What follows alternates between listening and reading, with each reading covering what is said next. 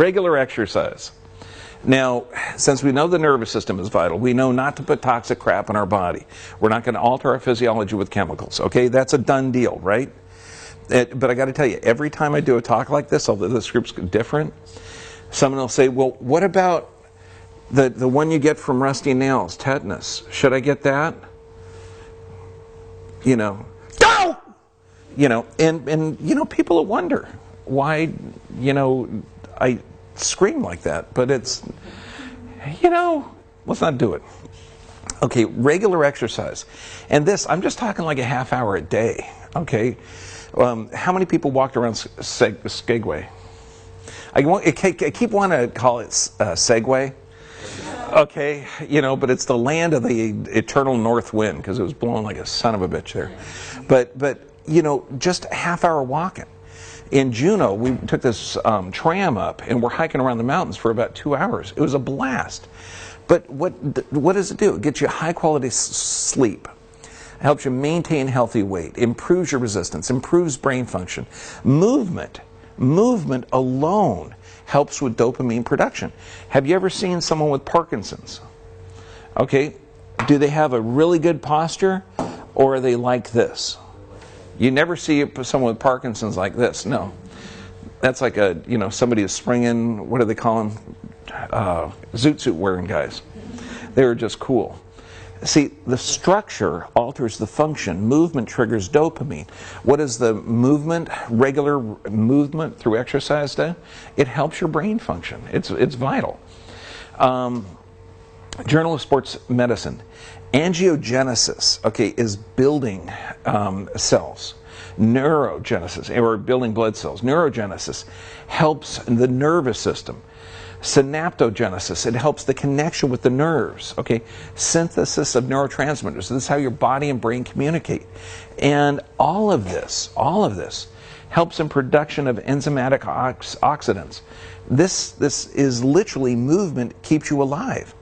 Now, one other thing, okay, if you have a problem with the hippocampus in volume, that's going to be depression, anxiety, and a weakened immune system. So aerobic exercise is absolutely essential, okay, for movement. If you've seen some of the people getting off of the ship, the sicker and older, the less movement, yes? Okay, and one of the questions I was always asked is, what about knuckle crackling? Okay, don't those make your joints bad? No. The British Medical Journal actually did a study on habitual knuckle cracklers, and they found out that they had less arthritis. And this is what I tell parents. It turns out if you move a joint, it gets healthier. I know. It's kind of like you inject more, you do more medical procedures. No, I'm trying to think of something other than poison. You inject more medical procedures in a smaller, younger human being. You're going to have more of a negative response than a larger, older human being. It's like, duh. Okay, movement helps it release toxins, increase blood flow, nutrients to the brain, and it doesn't require a lot. I love this. Mind-body medicine to heal depression. When you're looking at depression, and we're looking at actually structures in the brain that change, depression is a structural issue. It's a toxicity issue. And depression can actually be changed by rewiring your brain, but you've got to get stimulus up to the brain. What they're finding is that exercise is at least as good as antidepressants. Now, this is just basic, but if you moved and you're walking barefoot a half hour a day, this is what we tell our patients. Okay, barefoot, half hour a day walking in the grass or hard sand. I did not give that recommendation in Sagway. It was freezing. He'd have frostbite. You know, get a grounding mat, put it on where you're going to do sit-ups or something. Yeah, that'll be okay. Oh, God. I now understand what cold is. You know, if you're from Southern California, you really don't. Okay. Amazing studies. Exercise can increase the number of cells in your brain and the region of the brain called hippocampus. Now, they used to say that your brain cannot grow new cells. They can grow an infinite number of connections. We know that data is false. Movement can actually generate brain cells. If you look at brain scans, PET scans, you can actually see changes in the brain where the brain can start to regain healthy function just by movement. Now, excessive cardio training, marathon triathlons, pose an increased risk of the heart. So it's like too much. Like, is water toxic or good for you?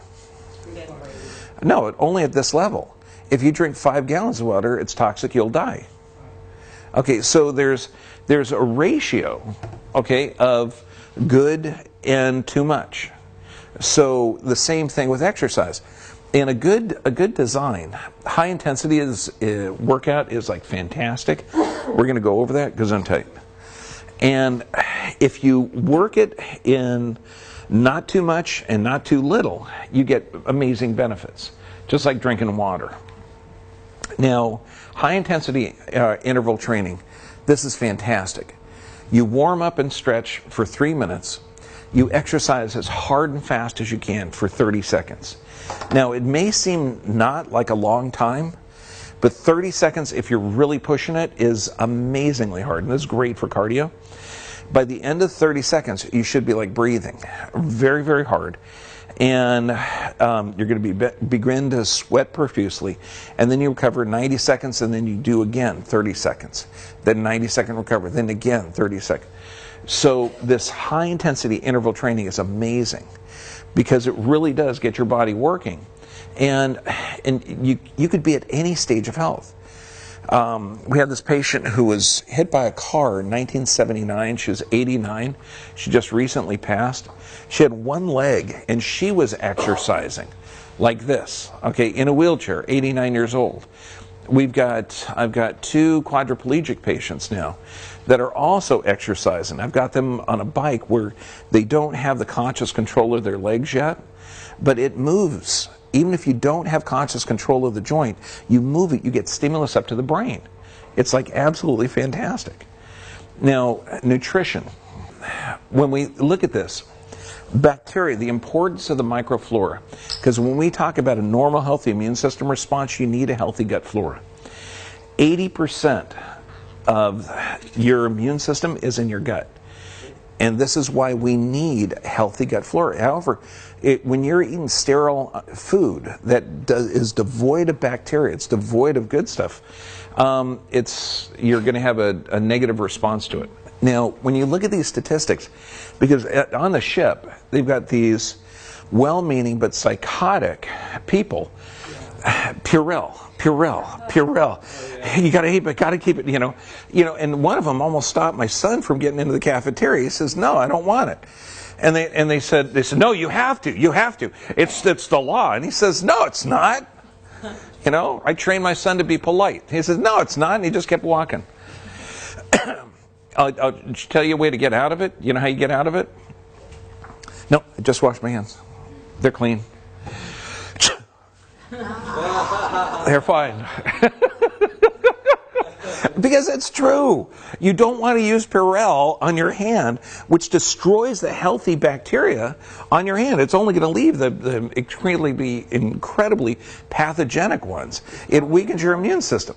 Plus, it's probably ammonia. Yeah, oh man, I did a whole health talk on cleansers, and this is one of it's got cancer-causing agents in it. It's psychotic. Okay, now, bacteria are good. Bacteria are our friend. We need bacteria. 85% should be good bacteria, 15% is going to be bad. However, if you're using Purell, it's solely pathogenic bacteria. Now, this guy won the Nobel Prize. We humans are over 50% viral. Now, this isn't a slam on politicians. He's talking about the human species. Okay. I wish I had a click for Hillary, I know, our next queen. Okay, when we look at this, viral elements are a large part of our genetic makeup. Now, so if we love bacteria, we need bacteria. We love viruses. We need viruses. This is how we communicate with our environment. It literally is. So when he's talking about viral, we're looking at our DNA that we're not using all of it. So what's it there for? Is it for communication, or are we just in our stage of ignorance now, of not knowing how the body works?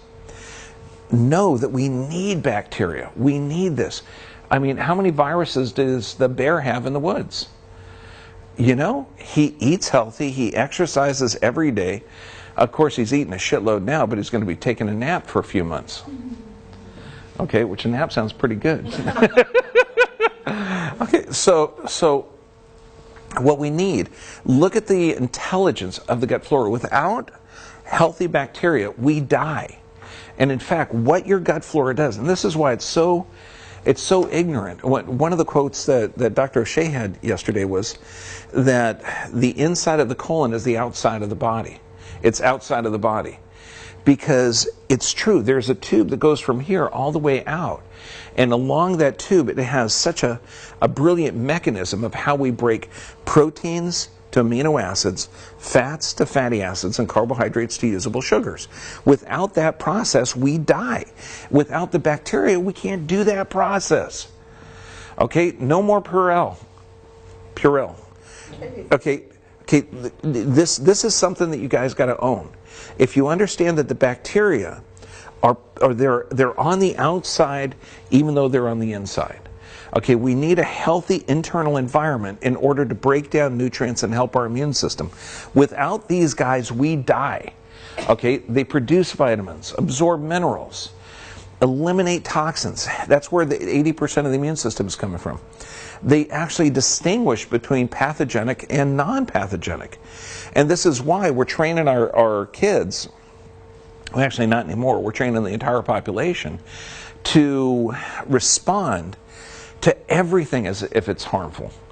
See, when we first get exposed to bacteria, and this is when a mom gives birth, the kid comes through the vaginal canal, and the kid is getting all this exposure to outside bacteria, and the kid recognizes, hey, this is from mom, I'm not going to fight that, I'm not going to fight that, this is cool. And then in normal cultures, they allow the cord to stop pulsating, so it's putting more blood into the child, which the kid needs more volume. And in normal cultures, they look at that cord and they wait till the cord has stopped pulsating before they cut it. And then they place the mom immediately. Actually, they place the mom immediately while the cord is still pulsating. The kid is on the mom, and the kid is looking around saying, oh shit, this bacteria is good too. Okay, I'm not going to fight that. Oh, this bacteria is good. And in births, where they cut the woman's abdomen out and pull the kid out, not only is that's called a C-section, not only does it put 4 times the amount of pressure on the kid's neck, it actually makes them not exposed to healthy bacteria. So the kids can respond horrifically to stuff that it shouldn't respond to. Okay, because that's important, because there's so many allergic responses to how bodies are affected nowadays. And we're training, and the best example, has anyone in here ever vacuumed? Okay, good. So you dump that vacuum bag, that gray gooky stuff. Okay, if you went, okay, what's going to happen? You're going to cough, sneeze, eyes are going to water, your nose is, I know, it's gross. You're too visual. Okay, so when you get, but that's a normal response for getting all that particulate matter in there. Okay, you're trying to get it out. However, if you've got 1 part per billion of pollen that touches the nose, or you're stung by a bee and all of a sudden you fall with a heart attack, okay, some major anaphylactic shock, or you eat a peanut nowadays. Don't worry, we got peanut-free days at the ballpark now. Or you have any kind of nut allergy, which, okay, or you're lactose intolerant, you can't have any milk, or you've got asthma, which is another allergic inflammatory disease, or you got all of this stuff, irritable bowel, colitis, you can't eat that stuff. Oh man, it goes right through you. I got to go and run to the bathroom. Do you see this? The entire population is being trained to be stupid and not recognize healthy bacteria and viruses. And so then you get afraid of these pathogenic stuff, and for a delusionary purpose. So if you don't appreciate that bacteria are really good and vital for your system, you're going to be taking the mold off of the healthy cheese. Okay, you're going to be not eating healthy raw dairy. You're not going to be getting the fermented veggies. You're not going to be eating the live fruits and veggies. You need to get healthy gut bacteria. Does that make sense? So what they're doing with C-section babies now, they're actually wiping the mom's vaginal canal and they're rubbing the vaginal bacteria over the kid now. It's really kind of exciting because, granted, this is the dark ages. This is the most ignorant people on the planet that are running our healthcare system, and they're teaching the population to be ignorant. Because it's real easy to control an ignorant population. But if you really recognize that your body's intelligent, okay, and self-healing, and you have a harmonious relationship with bacteria and with viruses. I know it seems weird. I'm talking about health and what you can do about health, and I'm spending so much time on bacteria and viruses, but they're part of us. There's a harmony here. Okay, I want you to really get that down. So when you're looking at harmful bacteria, those are bacteria that can replicate. Okay, that can replicate in the negative. I mean, everyone's heard of staph infections, right? Staph infections are bad. MRSA, multi-antibiotic resistant staph, okay? I got staph epididymis as well. Staph epididymis protects me from the MRSA. Okay, so let's get the fear out of this stuff and look at the real science. Now, how do you get healthy bacteria in your system? Healthy organic plants. I mean, local, seasonal, healthy fats. Okay, and this is going to be the saturated fats, not the toxic ones with the organic is going to be good. Fermented veggies. You got to know how easy it is to ferment veggies. You chop it up, salt it a little bit for flavor, squish it up, put it in a jar, cover it with a little bit of spring water, leave it on your counter for 7 to 10 days. Experiment around. Then you put it in that big box that will stop the fermenting process. Most everyone has them. You open it and it's really cold. What are they called? Refrigerators. Yeah, that will stop the fermenting process nicely. Okay. Probiotics. Absolutely. Look at Dr. Tim O'Shea's website. He's got the best. Juiced vegetables, phenomenal. When we're getting people off of ulcerative colitis and Crohn's disease, and I mean we're detoxing them from chemotherapy or all the toxic drugs, their diet and gut is destroyed. So juiced vegetables, blended fruits, raw dairy, amazing bacteria in raw dairy. You're going to find out so many lactose intolerant people are not lactose intolerant. Their body's intelligently rejecting the pathogens. Because you know what they say? If you have milk, okay, and it's organic milk, it's going to take bacteria. Yeah. But you need a healthy cow. You can raise very sick cows on a shitload of hormones, and you're going to get a very toxic products. It's going to have maybe 100 billion pathogenic bacteria per liter. And what are they going to say? No problem. We're going to heat that up and kill all those bacteria. Okay, so now, here's the appetizing one for you who drink pasteurized dairy. Now we have 100,000 dead bacteria in there per liter. They don't remove the bodies. They're still in there. Okay? And you get these broken down, beat up, dead things in your system. And remember that histamine response, that inflammatory response? You're looking at these dead bacteria. There's the increase in allergies. This is so easy to do. I cannot stress it how simple it is to pack a veggie inside, let it sit on the counter. I mean, this is, when you look at the healthy bacteria that are in here that strengthen the immune system, this is why, like in Russia, they would pack in the sauerkraut or the cabbage, and they would eat it all winter long before they had refrigeration. Cauliflower with jalapenos, oh good God. Oh, it's my favorite. Okay, but it increases vitamin B, digestive enzymes, omega-3. I mean, all of this stuff. It's absolutely vital. Dark green leafy vegetables. Now, this is really good. I wouldn't juice this if you have an inflammatory response, if you're the way the body works. You've got a thyroid and you've got adrenals. Okay, you can only get one of them working at a time, because when the thyroid's working well, the adrenals are going to be suppressed. When the adrenals are high, the thyroid's going to be suppressed. And if since we have a society that's loaded with inflammatory processes, like you're eating processed packaged foods, you've been vaccinated, we're in this inflammatory state. Well, the adrenals are going to start to secrete cortisol. And so you're going to be misdiagnosed with a hypothyroid. So most people that have a low functioning thyroid have an inflammatory condition where you're adapting to this and the adrenals are high. The reason I bring all that up is because dark green leafy vegetables can decrease thyroid function. Okay, not if they're cooked, not if they're sauteed, not if they're blended. But if you're juicing them, you're juicing pounds of this stuff, and that can slow down the thyroid. Aside from that, this is one of the greatest detoxing systems around. And you're going to even see that a lot of people on blood thinners, they've been told by their doctor to not eat dark green leafy vegetables because it does vitamin K, and vitamin K clots blood. Okay, that is such a bullshit statement, because the body will clot blood when it's exposed to air to protect you so you don't bleed.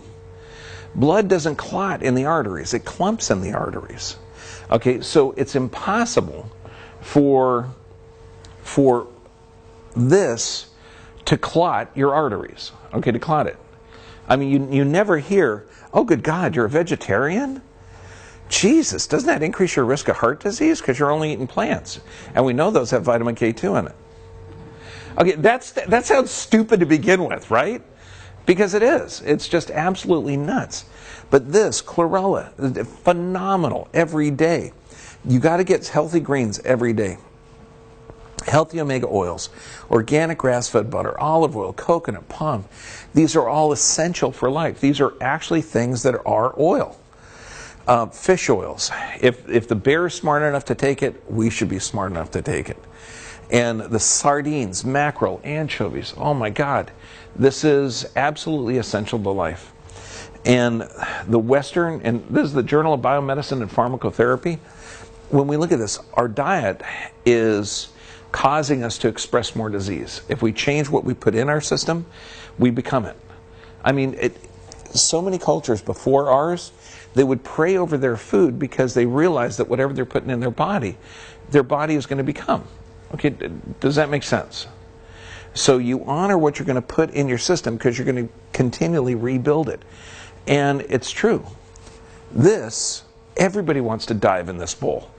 My God, I saw blueberries hanging from the trees, except it was way over the edge off this cliff, and I wasn't feeling really adventurous, but man, I actually am still pissed off I didn't go down the cliff to get them. Maybe next time. But you get the antioxidant, wild blueberries, chocolate. Yeah, come on. Eat dark chocolate, but that's going to be dark, healthy, organic chocolate without soy lecithin in it. Okay, because that's a toxic one. And glutathione. This is probably one of the greatest protectants that you can. And this is going to be in garlic, onions, cruciferous vegetables, cauliflower, raw dairy. So we've already talked about how the body works. Okay, it's a brilliant idea. And it works good. We already talked about the ignorance and foolishness of vaccines.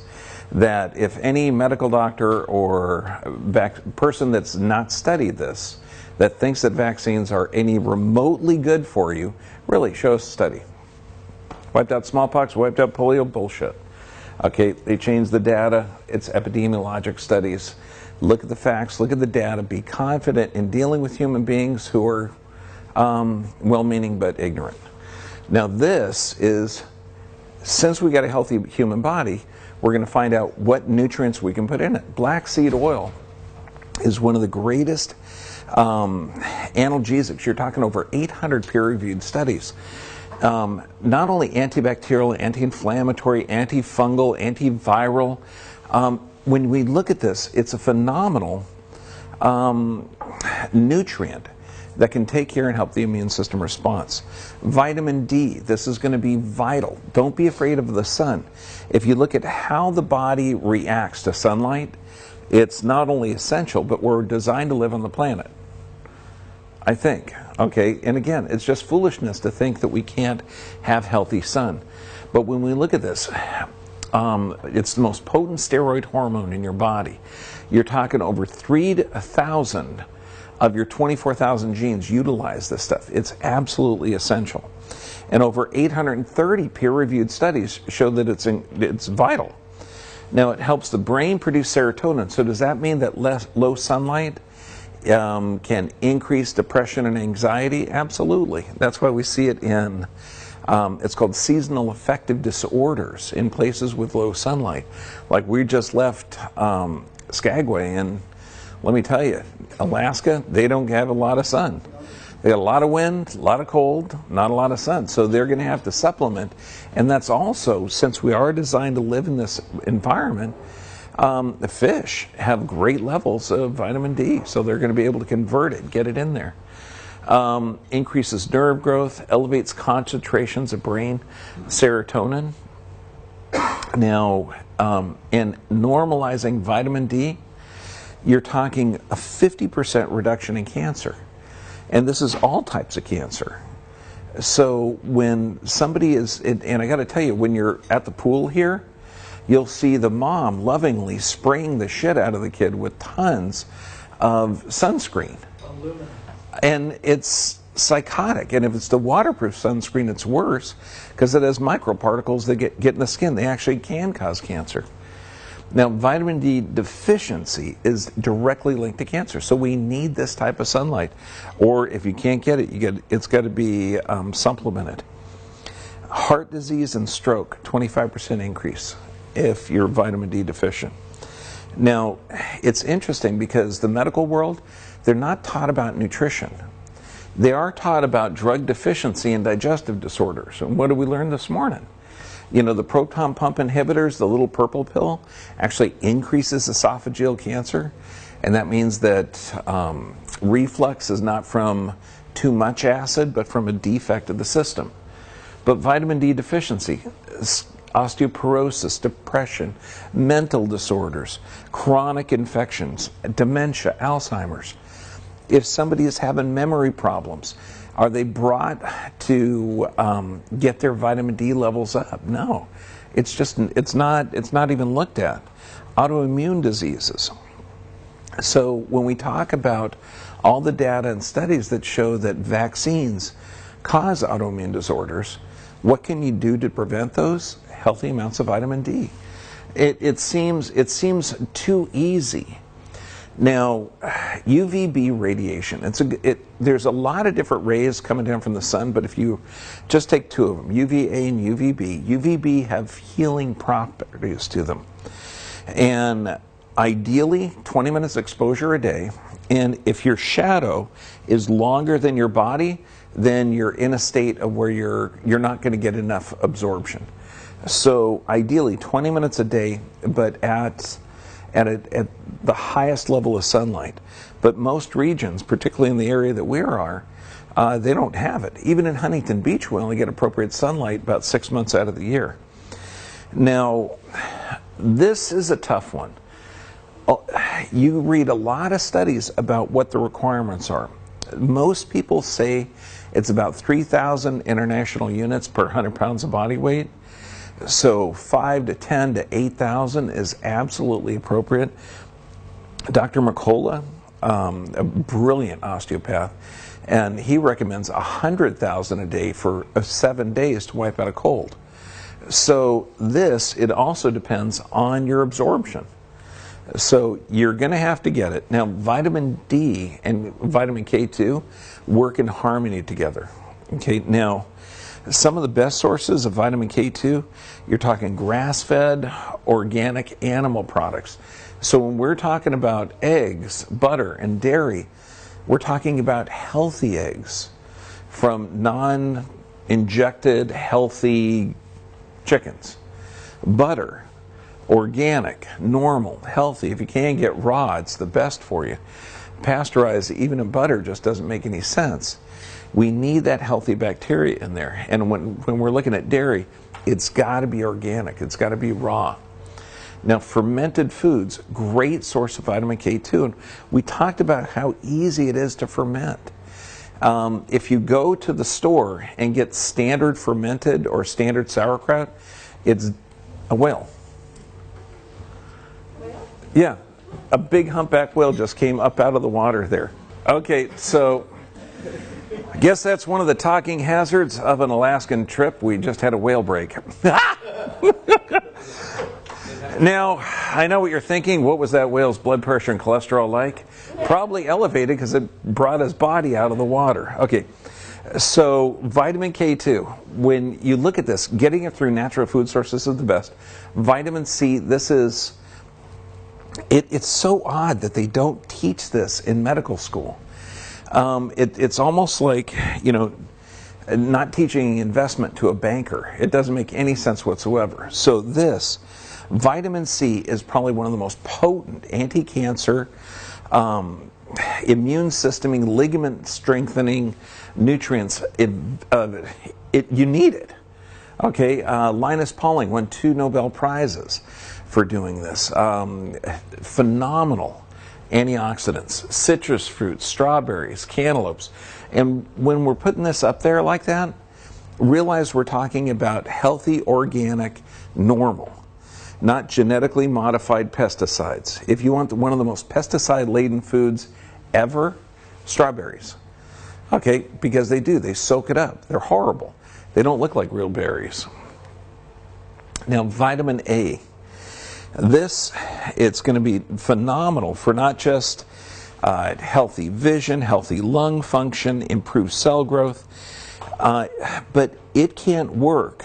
Okay, just like a lot of other vitamins and minerals, you can't utilize vitamin A unless you have healthy amounts of minerals. So when you look D, K2, zinc, magnesium, without which those you can't perform it. So let's say you're taking an antacid. Antacid decreases acid in your stomach. You need acid in order to absorb minerals. So do you think that somebody taking an antacid supplementing is going to have a challenge? Yeah, it's like foolishness. Okay, now, if we look at vitamin A, there's 2 main categories of this, retinoids and carotenoids. Now, when we look at this, we got the animal and plant sources. The retinoids, healthy vision, healthy growth. But also, it converts down to skin health, tooth remineralization, bone growth. Now, the sources of this, those retinoids, pasture, this means healthy raised beef or duck liver. Be really careful about eating beef liver if it's from a concentrated feeding operation. Livers are horrible. And since we're in Alaska, do not eat polar bear liver. They concentrate vitamin A and you'll die of vitamin A toxicity. Yep. Did you know that? No. There you go. That means somebody did that. They actually had a group of explorers that came here, and they were saying, no, you stupid natives, because they were saying, look, don't eat the organ meats. They said, no, we're Caucasian. We know what's going on. And they died of vitamin A toxicity. Wow. Yeah, it's a note to self, take local advice. Okay, again, another advertisement for raw butter, raw cheese, raw milk, sardines, mackerel, anchovy, phenomenal. Now the plant sources, carotenoids, we're looking at, it's an antioxidant with anti-cancer activity. It stimulates intercellular communication. So when we look at the body, that the body is smart, you need healthy nutrients in order for it to function. Xanthophylls. Now astaxanthin, and again, this is going to go right along with the vision talk, high potency antioxidant, anti-inflammatory properties. And now when you look at this, benefit rheumatoid arthritis, helps with heart, brain, age-related macular degeneration, protects from UV radiation. So if you have a diet high in healthy nutrients, it's going to protect you from sun. You're not going to need sunblock. Okay, does that make sense? You treat your body from the inside out, not from the outside in. And we're looking at the other aspect of carotenoids, or xanthophylls, antioxidant with anti-cancer activity. You're a reduced risk of lung and colon cancer by 30%. If they had a drug like that, we'd be taking it all day long. These are the sources. Okay, you want to get these effect? Add this to your diet. You're going to be in the sun a lot. Get some carrots and sweet potatoes, get some kale and some spinach. And again, as long as it's all organic, you've got it nailed. That's going to be fantastic for you. Now, isothiocyanates. Now, this is a phytonutrient known for its potent anti-cancer activity. Now, this is out of the Journal of Carcinogenesis, because we're just talking about cruciferous vegetables.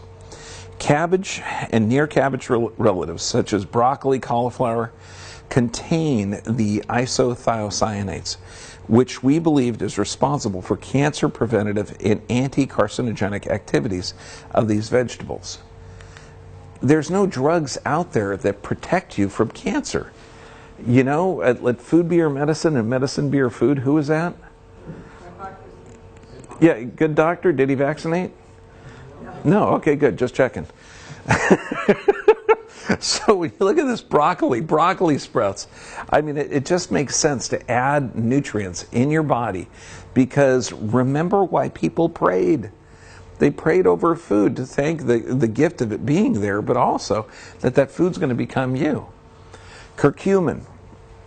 Now, you don't have to be married to a Pakistani to appreciate curcumin. I'm sorry, am I the only one married to a Pakistani girl? Okay, just checking. Okay, but I mean, not only does it taste great, okay, listen, I mean, this is a spice that tastes great. Yeah, you can take it in pill form if you don't have good flavor or appreciate it. Inhibit the proliferation of tumor cells. Since we're forming 10,000 tumor cells a day, or cancer cells, wouldn't it be a good idea to take this with all your meals? Inhibits transformation of cells from normal to tumor. There's no drugs that do this. Helps the body destroy mutated cancer cells so they can't spread through the body. Decreased inflammation. Helps prevent, the big thing with tumors is they have an angiogenesis where they grow their own blood vessels. And then they keep maintaining this. This stops that. And it's a spice. It seems too simple. Turmeric, officially known as curcuma longa. A commonly used spice throughout the world has been shown to anti-inflammatories, antimicrobial, antioxidant, and antidioplastic or anti-cancer properties. I got to tell you, we recommend juicing the root along with eating the powder, but you're looking at a therapeutic dose of turmeric is about a tablespoon a day. Another, arthritis research and therapy. Do you want healthy joints? Eat some spicy food. Curcumin may establish a microenvironment in which the effects of pro-inflammatory cytokines are antagonized, thus facilitating chondrogenesis of MSC-like progenitor cells in vivo. This strategy may support the regeneration of articular cartilage. In English, what this says, because we get this kind of crap all the time that, well, you know, cartilage is avascular. No, the cartilage that you stand on the bottom of the knee, because the knee sits on a tibia, and it's under a huge amount of compressive forces. There's not a lot of blood vessels on that, but it gets its nutrients through the synovial fluid. And arthritis is reversible. You just have to restore nerve supply, movement, and clean up the blood. And this, since we're seeing a rash of inflammatory diseases, what this means, and the way it's written is how a lot of journal articles are written. It's written like backwards and sideways, so it's impossible for the average Joe to understand. Instead of saying pro-inflammatory cytokines are antagonized, how about saying it has anti-inflammatory properties? Honest to God, we got cells in the body that cause inflammation and that slows them down. Wouldn't that be better? No, they want to write like, you know, they got that high horse mentality. We're going to change that. Minerals. Ideally, you've got plant-based minerals, and it's very, very hard to find nutrient-rich soil. So look at the source of it, because when you're looking at minerals, if it says iron, it may just be iron ore. Like in Cheerios, they do iron shavings. If you look at magnesium and zinc, ideally, in the old days, we grow stuff in the valley where rains would wash plant material down, get this nutrient-rich soil, and a plant would convert the iron, selenium, zinc, magnesium, copper into an ionized form into plants. That's why sea vegetables are just about the best source of minerals now. You can also get it from sea salt, Celtic sea salt, healthy salts, but the absorption is tough. If you're mineral deficient, okay, the body needs to build it. So if you're exposed to toxic products or toxic environment and you're mineral deficient, your body will replace calcium with lead. And this is why we'll see lead in hair, lead in bone. Zinc, if you're zinc deficient, it's going to be replaced with cadmium. And this can damage the kidneys. Magnesium, it's replaced by aluminum, which is, we're talking neurochemical changes in a powerful neurotoxin. And what exposure do we have to aluminum today? Every vaccine, 69 doses, 16 different ones. Manganese is replaced by nickel, which is a known carcinogen. So if you're not supplementing and you have toxic exposure, your body's going to be breaking down. Magnesium. This right here, over 80% of the Americans are magnesium deficient, and this is going to affect the heart, kidneys, the muscles. Now, magnesium is found in more than 300 different enzymes in your body. It detoxes your system. And the researchers, I love this, 3,751 magnesium binding sites on human proteins. So this magnesium it allows nutrients to get into the cell so the cell can do its function. And calcium, vitamin K2, vitamin D, they've all got to be balanced with magnesium. This is why when naturopaths, chiropractors, osteopaths try and practice allopathically, where they look, okay, what do I take for this joint, for this arthritis? What do I take for the pain? What do I take for this? And you can't do that supplement in that fashion. You got to get the whole body healthy all the time. It's not one thing for one condition. Conditions rarely exist. They're mainly to get your body functioning correctly. So, in the old days, they called it a dis-ease or lack of ease. That's what they were experiencing. Now, magnesium, necessary for creating energy, activating muscles, building block, DNA, RNA. Look at the magnesium-rich foods. Who doesn't want to have a little half of avocado? Okay, maybe avocado with banana doesn't sound too good, but avocado with chocolate? Chocolate dipped avocado? Yeah. Hey, come on, man. Okay, but then and look at this, and you're going to see so many diseases from so many deficiencies, and they're the same, but nobody looks at these diseases as a body adapting to deficiency or toxicity. So when you look at it, chronic fatigue, weakness. No, chronic fatigue, it comes from, not getting lunesta at night. Or, you're fatigued. What's one of the main signs of depression or anxiety? Fatigue. Okay, here, let's get you a little Wellbutrin, Depakote. We're not going to look for nutrient deficiency. Remember, this is the dark ages of medicine. We are going to see the population die off pretty rapidly, but we're on the stage of enlightenment. Yeah, boy, this boat is a rockin'. I wish the camera could feel this. This is kind of fun. Depression, anxiety, panic attacks, insomnia. Doctors should be looking at this deficiencies, because if you start treating symptoms instead of realizing that the symptoms are there because of an intelligent response by the body. Sources of magnesium: dark green leafy vegetables, pumpkin seeds, mackerel, whole grains. That means whole grains, real grains. Avocados, banana, fruit, cacao. Fantastic. Thyroid function. Everybody today you're going to see a plethora of people misdiagnosed with a low functioning thyroid. Why? Because you've got two things. The adrenals, if they're up, the thyroid's going to be down. Inflammation, but also nutrient deficiency. The thyroid makes two main molecules, T3 and T4. T stands for thyroid, 3 is 3 molecules of iodine, 4 is 4 molecules of iodine. The tough part is iodine deficiency is one of the 3 top most common nutritional deficiencies, along with magnesium and vitamin D. And the tough part is if you have a low functioning thyroid or you're deficient, you're looking at problem with brain development, stabilizing your metabolism, fertility, and we already had some scary facts about sperm count. 25% of couples are infertile now. Optimization of your immune system, potent-acting bacterial, antiparasitic, antiviral, anti-cancer. So the iodine is incredible, but there's a whole fear called iodine phobia. Dr. Brownstein has written a couple of good books on iodine. I encourage you to read it. Lugo's iodine is going to be one of the better sources. Now,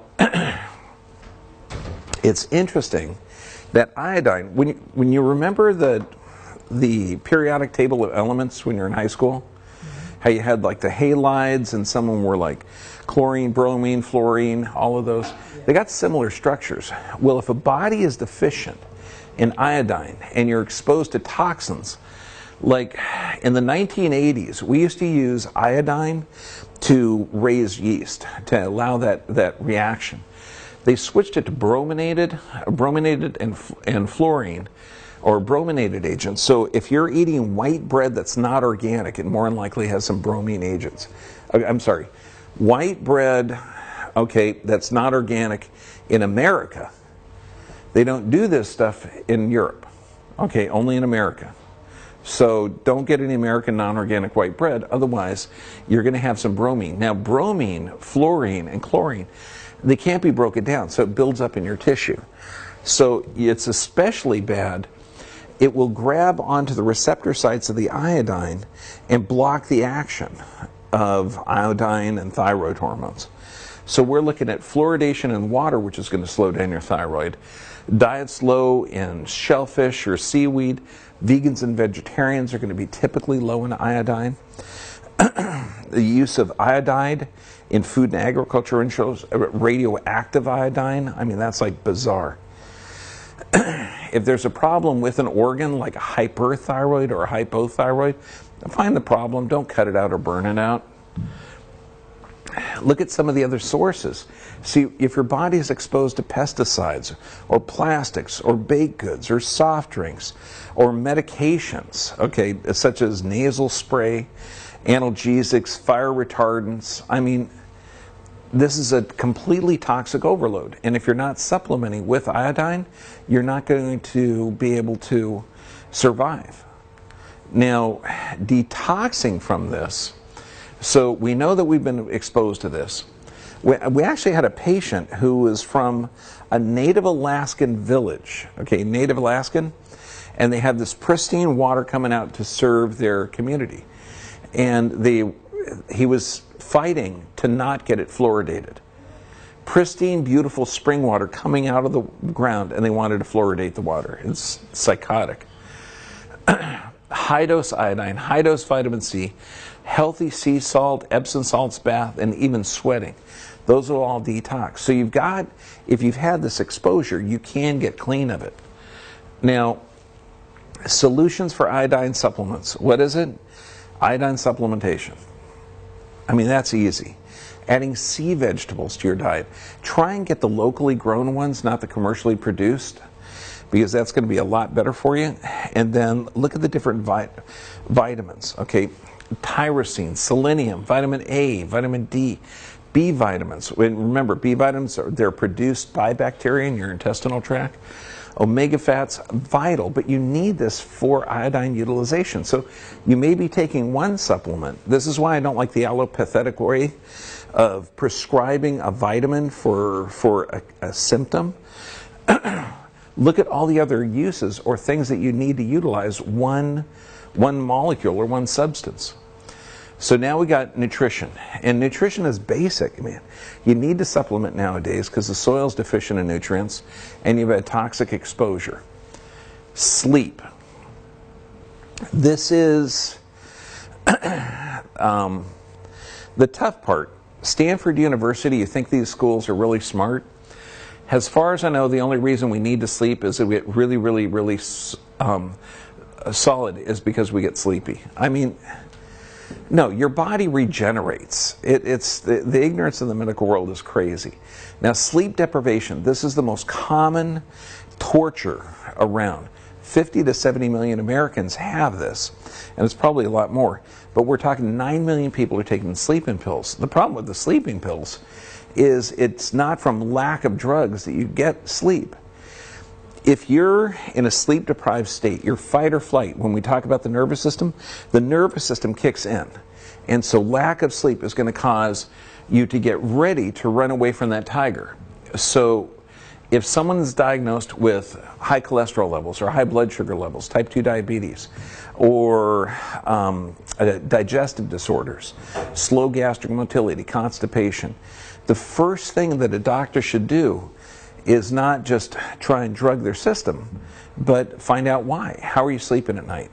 If somebody comes in, honest to God, the first thing, Doc, I just got no energy. The first thing I ask them, how are you sleeping at night? Okay, what do you think they'd say? Oh, horrible, or I sleep great, but I never wake up. Normal sleep is you go to bed, you wake up, you feel refreshed and rested, and then you go through your day and you go to bed again. I mean, that's normal. If not, these could be indicating that you're not sleeping correctly. Sleep deprivation long term, physical, mental breakdown, weakens the immune system, high disease rates. That's why in order to get healthy lifestyle, you got to concentrate on sleep. Now, sleep has a cumulative effect on your body. If you're getting lack of it, each deprivation builds on the one before, weakens your immune system. It's going to aggravate chronic pain, impairs physical, mental performance, blood pressure, hormone levels. When you look at this, sleep doesn't really alter hormone levels. Okay, your hormone levels are altered because of the stress state you're in. So again, it doesn't make sense that a lot of people are measuring hormone levels without looking and respecting that the hormone levels are there for a reason. Leads to brain shrinkage. No, that's not a good way to lose weight. Don't think of it like that. Small brains are more dense, okay? Politicians' brains like this big. It's really, really tiny. Okay, now, lack of sleep. And when we talk about and put this as one of our 5 things, it's such an essential part. Because we'll go in and we'll say, have you gotten your nervous system checked? Okay, are you eating correct food? Are you deep sleeping? Okay, do you pray and meditate? Well, yeah, I meditate every day. I'm fine with red meditation. I just don't sleep really well. Yeah, okay, dude, chill. You need all these aspects. You really do. But when you look at this, cardiovascular disease, if you change every aspect of your physical, chemical, and emotional stress load, will your body recover from this? It has to. Diabetes, type 2 diabetes, you're talking 30 to 45 days. Your body recovers, but you've got to change that physical, chemical, and emotional stress load. Cancer is a protective effect of the body. It actually helps, it's a way that your body can wall off toxins and poisons and keep you alive. So to fight the tumors is foolish. To find out why the tumors got there is smart. Obesity, that's your body storing nutrients so you can't break them down or you're not utilizing them. Memory loss, Alzheimer's disease. These are all clues that the body is not getting something. Could be nutrient deficiency, could be sleep. Now, of course, since this is the biggest drug society in the world, beta blockers, ACE inhibitors, diuretics, or blood pressure drugs. It's the absolute epitome of foolishness to think that an animal species can't regulate their own function. It's psychotic. The blood pressure of those whales, of the bears, of the beavers. All of these we know. I mean, I've talked about this like 3 times today, how they have epigenetic control. But if you're slowing down the pump, you're slowing down oxygen to the tissue. You get this. Okay. Now these are going to affect sleep, appetite suppressing drugs, antacids, blood pressure meds. We have the most drug culture the world's ever seen. And do we have the sickest culture or the healthiest culture? And this goes in like the elevator speak, okay? You know, what do you say to the ignorant ones, okay, that are under the delusion that drugs are good? When you look at what takes for sleep, when you look at insomnia and the toughest parts, the solutions for insomnia we're going to cover in a second, but imagine never having deep sleep. And when I was looking at this one study out of Glasgow, this one guy hadn't slept good for over 30 years, and he was like 45, 50 years old. Poor relationship with his wife. This affects 10 to 15% of the population.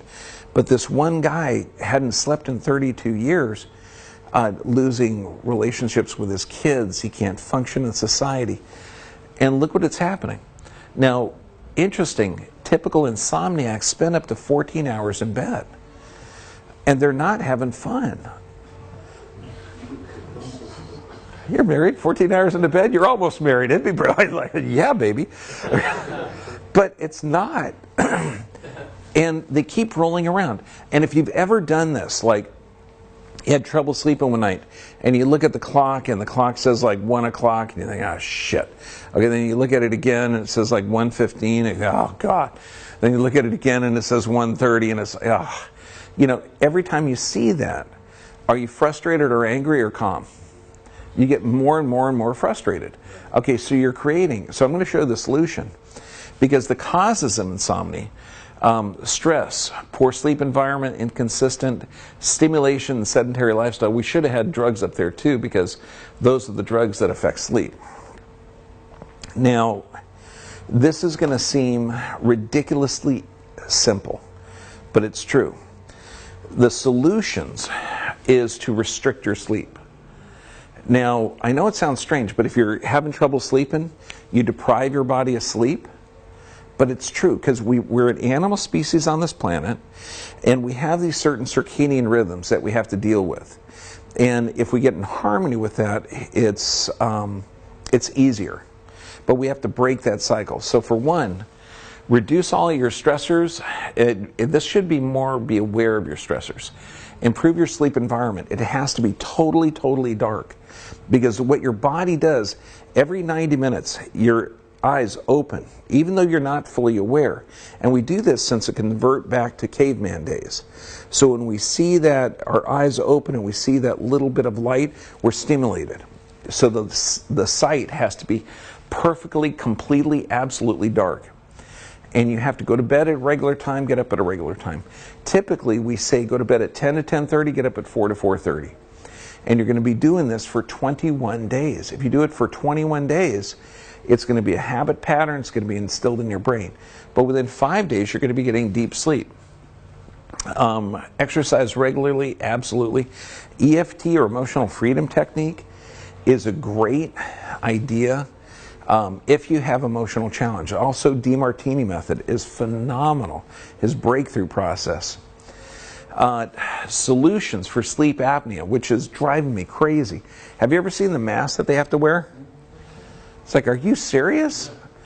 You know, why don't you fix it? If we're not doing sleep apnea, do any one of your puppies have sleep apnea? Do you want to get a little mask for them? No, you think that's stupid. I'm not going to put it on a Chihuahua or a Terrier. Okay, so find the problem. Okay, then C3, C4, C5 keeps you alive. It's the nerves that come out of the neck supply the diaphragm. Find the problem. Lose weight, 10%, because a lot of people that are really fat, what happens? They have low activity levels, poor lifestyle, the head is forward, that's going to pull on the brainstem, and that's going to alter lung function. No alcohol unless it's a light red wine and you're doing it so your wife will be all relaxed. Wait. No, it doesn't say that, does it? Okay. No alcohol, tobacco, sedatives, it's insane.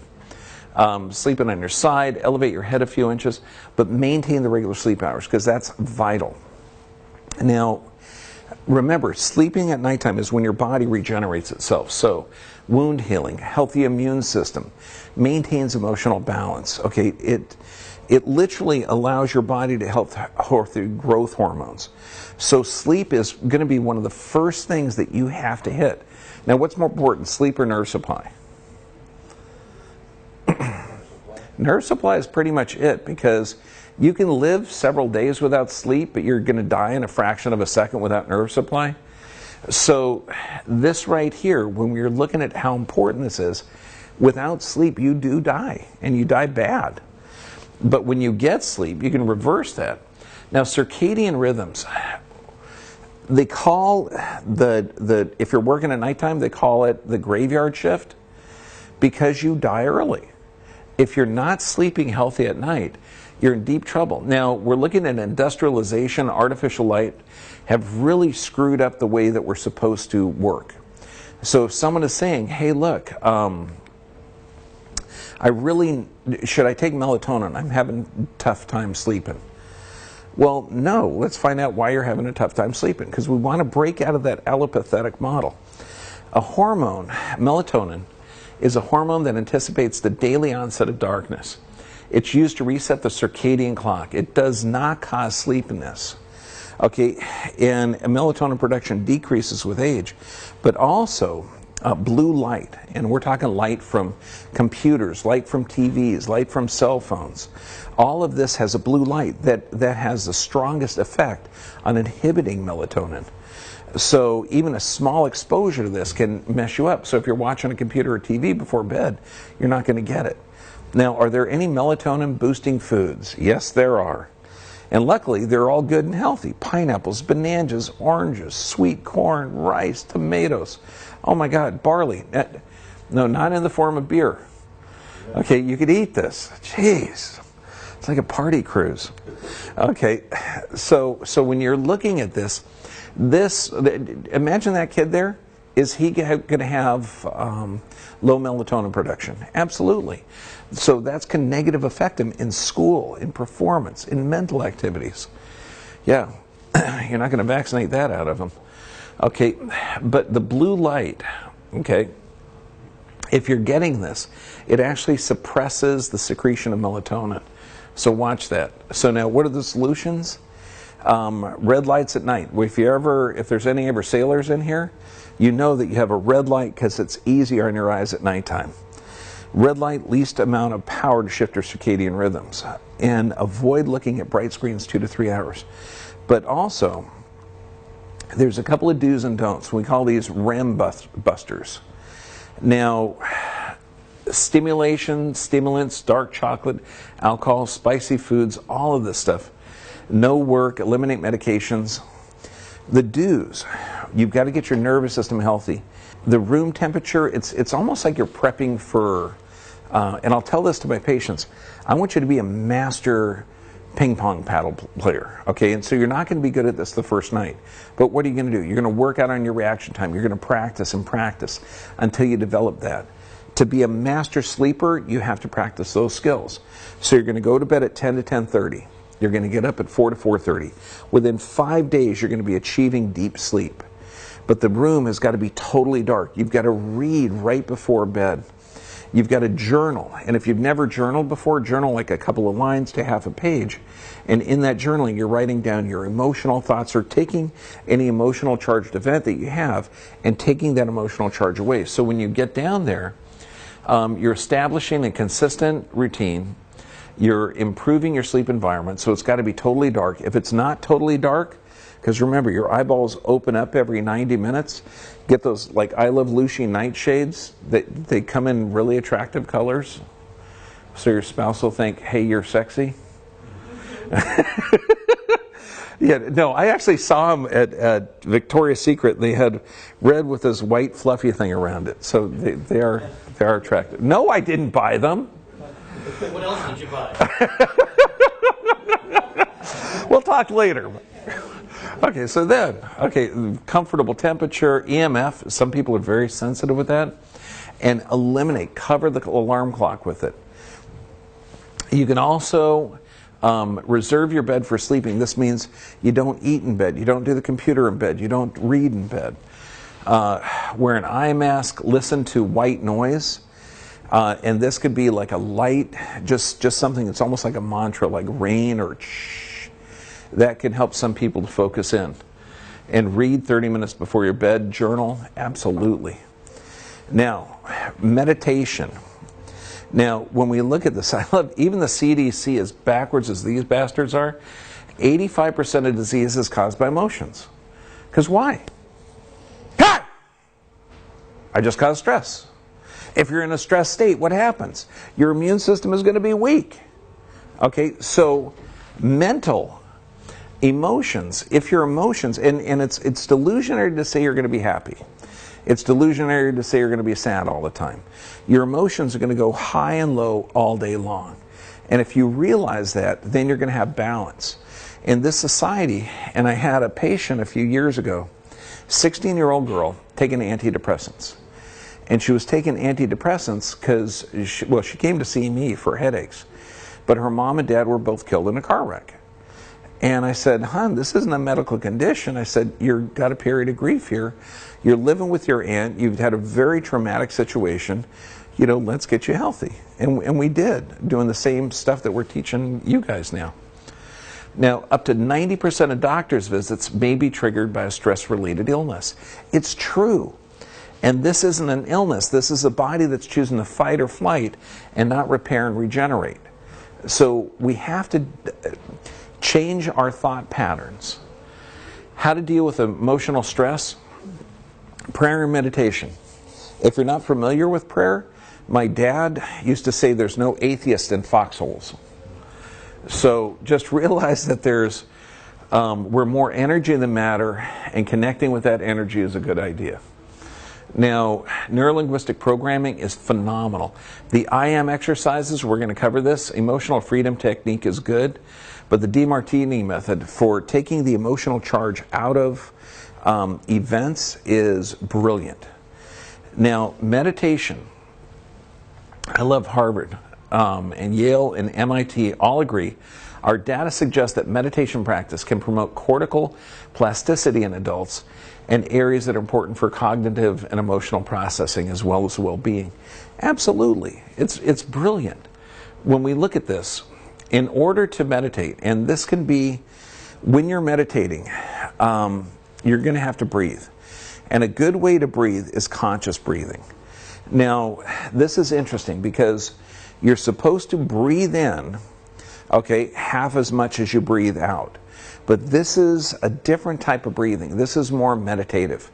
Because if you're sitting down there trying to get calm, you're going to have these thoughts coming in like this person, that situation, and you're going to get all emotionally excited. So just, mentally, emotionally put that on a shelf and focus in on breathing. This is why, like, in a lot of cultures, they'll make a noise. They'll go, home. Breathing also will help you focus in on. Because when your mind starts to wander, you do it. Now, breathing, this is conscious breathing. You breathe out twice as long as you breathe in. So what you're supposed to do is breathe in, 1, 2, 3, 4, 5, 6, 7, 8. Hold it for about 8 to 10 seconds. And then breathe out. 1, 2, 3, 4, 5, 6, 7, 8, 9, 10, 11, 12, 13, 14, 15, 16. Then you hold it with no air for about another 8 to 10 seconds, and then 1, 2, 3, 4, 5, 6, 7, 8. Okay, now, did you like me demonstrating how to breathe while I was breathing, and it made sense, right?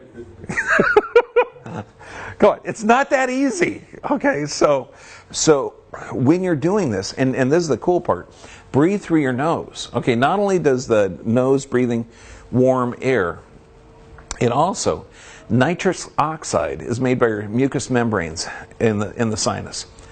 And so the nitrous oxide is a bronchodilator and a vasodilator.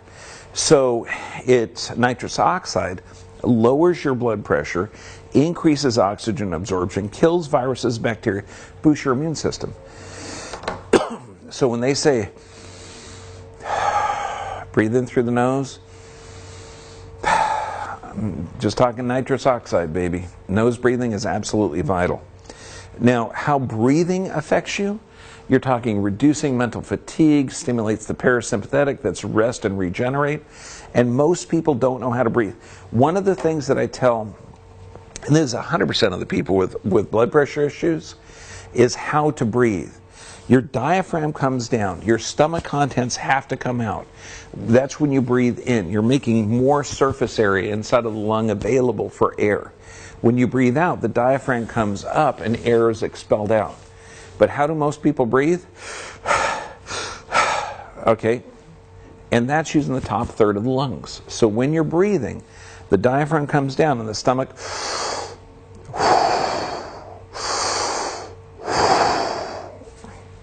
If you try it, practice it, get good at it. Now, if you're able to do that breathing through your nose, it's amazing. Eliminates toxins, strengthens your immune system. I mean, it's incredible. Most people don't breathe correctly. Now, emotions. People will hold on to an emotional challenge their whole life. Anything that you have not resolved will end up controlling you. You have to deal with emotions correctly. If you've had a loss in your family, if you've had loss of the job, if you've had actions that you've done that have harmed people, I mean, anything. If there's an emotional charge to an event, okay, it's going to run your life. I mean, we have one couple. A couple of Thanksgivings ago, she's driving along. She's got a 5-year-old kid in the car. They get T-boned. The kid dies of brain damage. Okay, and the mom's handling it fairly well because she's appreciating the life that the kid was with her. And this is a serious incident. You know, happily married. They have another older son. But the dad comes in and he's going, yeah, I really miss him, but every time I think about him, I think happy thoughts, I think good thoughts. And I'm going, Jesus, you're a wreck. If you're trying to be happy all the time, that's psychotic and delusionary. If you're thinking that you're going to be sad all the time, that's psychotic and delusionary.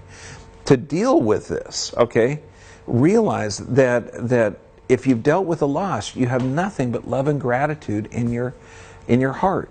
And this method, the breakthrough experience, is phenomenal. I'm actually sending my daughter-in-law to be trained in this, so we're going to be adding this in our office. Because so many people with chronic illness or disease have an emotional charge to the disease. You know, when on our entrance forms, I put down, do you want to get better? And sometimes they'll put no, because they don't have any hope. So realize that it's not what happens to you. You can't change a death in the family, a loss of a job, a blown up economy, some devastating injury. You can't change your perception of this. Imagine being born poor black in the segregated South. Okay? You're not changing that. That's the event. Your perception of it, you really dig music. The outcome, Ray Charles. Okay? Put piano analogy for you, my brother. So this is true, but if you do have emotional events, at one of the seminars I went to, this daughter was dying of cancer, and she had brain cancer, and she's literally laying on the bed and suffering, and they talked about it. The mom and her sister were there. The sister goes up and allows her to release her spirit. You know, literally just puts her hand over her mouth and said, I love you. So the mom had an emotional charge, and this all had to be done. The daughter had an emotional charge, and within an hour and a half, they were left with nothing but love and gratitude. No guilt, no sense of loss. They wouldn't change anything. It's just brilliant. Emotional freedom technique, there's several seminars on this, and it's very, very good, but it's also a way to wire your brain. Neurolinguistic programming is my favorite, and this involves body posture, intonation, breathing, and volume. And when you look at this, you're going to have a lot of self-talk. And the self-talk that most people have is like, I have this challenge, I have this problem, I have this. And they keep on saying, Doc, I'm still hurting, it's just hurting all the time. I'm hurting every morning. I told my kids I'm hurting, and I'm thinking, Jesus, you're really imprinting that on your brain. Now, the way your brain is wired, if you get a certain stimulus, it's going to send a certain emotion. Emotions are chemicals secreted by your brain, and your body's going to react on a cellular basis. So if you keep telling someone a story about how your grandma died, okay, or about how you got fibromyalgia, or you've got this disease or that disease, you're hardwiring your brain that's going to secrete a consistent emotional cascade that you respond to on a cellular basis. So you need to change that. You do this by body posture, intonation, breathing, and volume. And what you're going to do, I am, is very, very powerful.